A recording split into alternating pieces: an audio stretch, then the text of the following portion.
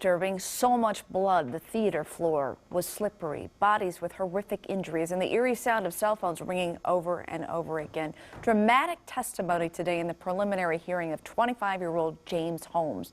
He's the man charged with dozens of murders inside that Colorado movie theater. Casey Wyan has the latest from court.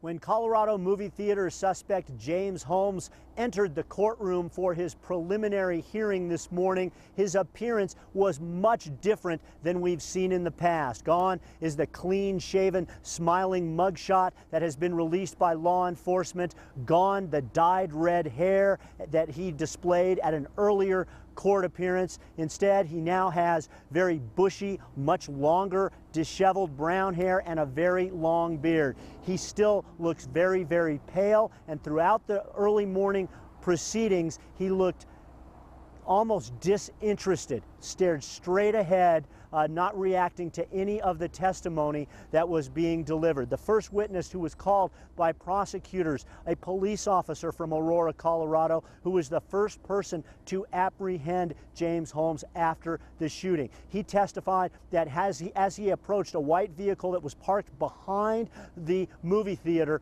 he saw someone standing there with a gas mask on, with a helmet on, wearing military type fatigues. He assumed, he said, that that was another police officer. As he got closer, he saw that it was not. He saw James Holmes, as he testified, standing there on the car with his hands outstretched with a pistol on the roof of the car.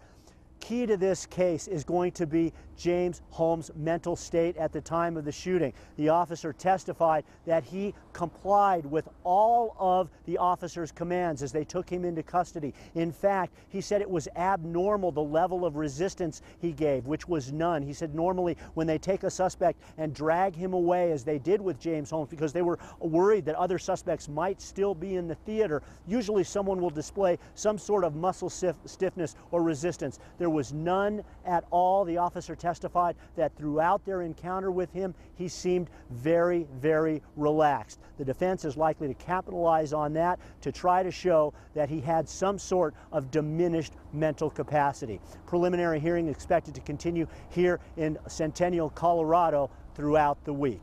I'm Casey Wyan reporting.